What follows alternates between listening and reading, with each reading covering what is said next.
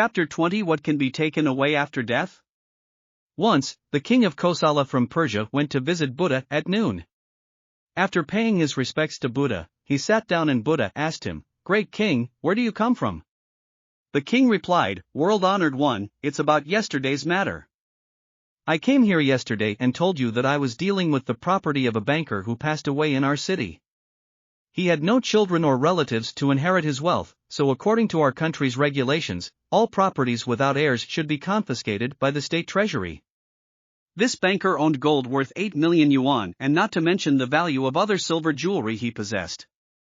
However, when we moved his property out, we found that he ate porridge made from sour and rotten rice bran, wore old clothes patched up with 3 big patches, rode an old ox cart covered with tree leaves as an umbrella for shade.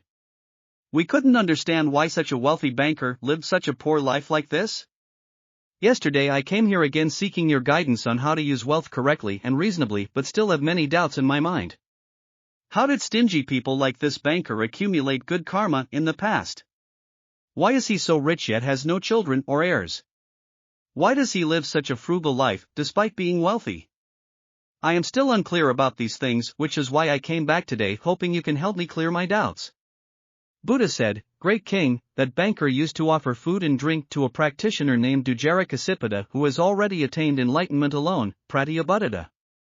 He once said to Ajatasattu, 'Venerable sir, please accept my offering.' Afterwards he left behind food offerings but later regretted it thinking I gave such good food to a monk who cannot create benefits and value for me. I should give all this food to my servants and workers instead, at least they are still serving me and earning money for me." Furthermore, he killed his brother's only son due to disputes over property. Great king, that banker gained good karma by offering food and drink to Ajatasattu which allowed him to be reborn 7 times in the realm of heavenly beings enjoying blessings. After exhausting his blessings from being reborn in the realm of heavenly beings, he was reborn 7 times as a wealthy banker in our city with abundant wealth. However, because he regretted offering food and drink to Ajatasattu later on thinking I shouldn't have offered it since this monk cannot create benefits or value for me, although he was rich with plenty of money, his heart could not accept eating delicious meals so he ate porridge made from sour rice bran, nor could his heart accept wearing beautiful clothes so he wore old clothes patched up with 3 big patches, nor could his heart accept riding luxurious carriages so he rode an old ox cart covered with tree leaves as an umbrella for shade. All these were due to him regretting offering food and drink to Ajatasattu. Great king, that banker killed his brother's only son due to disputes over property which caused him bad karma resulting in being tortured in hell for tens of thousands of years. When the evil karma from killing had been exhausted after suffering punishment in hell, what remained caused him not having children or heirs during 7 lifetimes where all properties were confiscated by the state treasury.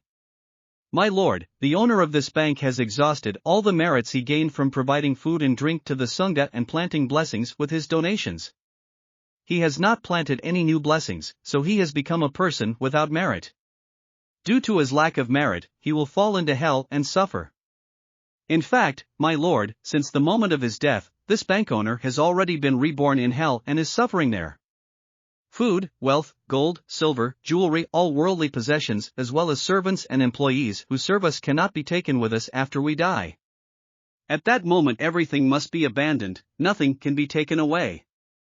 Only our actions during our lifetime, our words spoken and thoughts generated within ourselves that lead to good deeds or bad karma accompany us at all times. These are what we can take with us after death. The merits gained from doing good deeds or sins committed through evil acts follow us like shadows.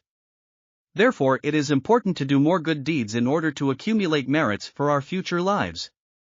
The amount of merit accumulated determines one's social status in their next life and where they will be reborn. Those with deep-rooted merits may be born into wealthy families or even ascend to heaven where they enjoy eternal bliss beyond samsara, the cycle of birth and death. On the other hand, those lacking in merit but burdened by heavy sins may end up being born into poor families or even fall into one of 3 lower realms: hell realm, where they experience endless torment, hungry ghost realm, where they suffer from hunger, or animal realm. At this time, the Buddha spoke a verse. Grains may bring wealth in gold and silver, but they cannot follow one when he departs.